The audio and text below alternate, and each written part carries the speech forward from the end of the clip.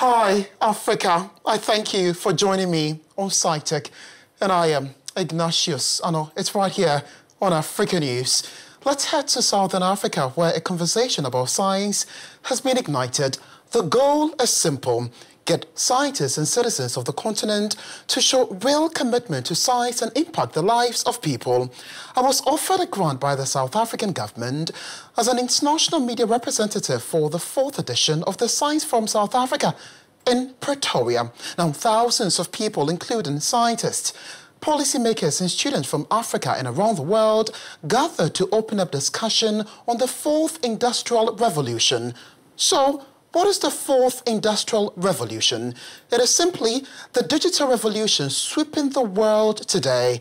It includes artificial intelligence, robotization, blockchain, 3D printing, among others. So, for example, experts think that machines will do a great deal of work in the future.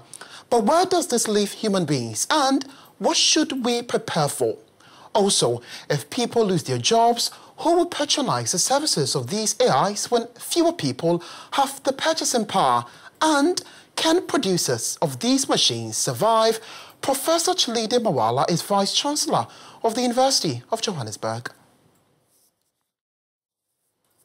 We need to understand the technology, and we need to collect our own data. Not just collect our own data, but we need to protect our own data. We need to regulate the utilization of our data. Because in the 4th Industrial Revolution, data is the new oil. And if we are not collecting our own data and somebody else is collecting our own data, we are going to be used to advance other people's financial interest at our expense. Professor Mawala also told me that the African Union has a crucial coordinating role to play. The AU Commissioner for Human Resources, Science and Technology assured the Union is already on the move. Science, technology, innovation, we cannot negotiate it. We must make sure that we speak the words, act the works, and walk the talk. And now it is back to governments. Governments need to make sure that they implement the policies. And like I said, we have enough policies, we have enough strategies. But what we don't have going is the implementation. And this has to go with the political will. When the political will goes with the vision for science, technology, and innovation, then definitely that transformation of the Africa we want can be achieved. On the sidelines of the Science Forum South Africa was the 11th general meeting of the African Academy of Science. Among others, members expressed deep concern about the free movement of African scientists across regions to facilitate collaborative research. I caught up with the president of the Academy to know what is being done to fix this. But we remain as an academy concerned about the difficulty with which scientists have moving from one country to the other and moving from one region to the other region.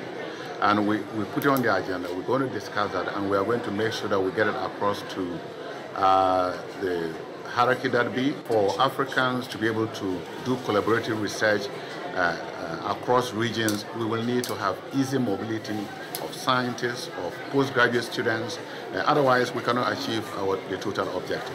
Meanwhile, in some rural parts of South Africa, a group of young reporters are shaping the mentalities of locals about science and its related fields. Now, they're using their own local dialects to draw listeners, including children, into the positive impact science can have on society. We report science stories in our mother tongue. I do it in isiXhosa and she does it in Ndebele and Sepedi. And so it is very important for us to make sure that we reach to our listeners in the mother tongue that they understand, and it has a great impact. And the impact that it has brought, it has eradicated the stereotype around learners and the community as a whole on how science is difficult, but now they look at it something that is doable, something that is very relevant to their lives, and something that is they can use in their day-to-day life, which is true. Now, the African Union used the forum to launch Callistus Juma Dialogue in memory of Professor Juma, a Kenyan Harvard Kennedy School professor, to develop a culture of science and technology among Africans now also present at the Science Forum South Africa, where international partners, including representatives of the European Union Commission and the United Nations. And that's all I have for you on SciTech this week. I am Ignatius Annor. Let the conversation continue on Twitter. Follow me at Ignatius Annor. I thank you for watching. and goodbye.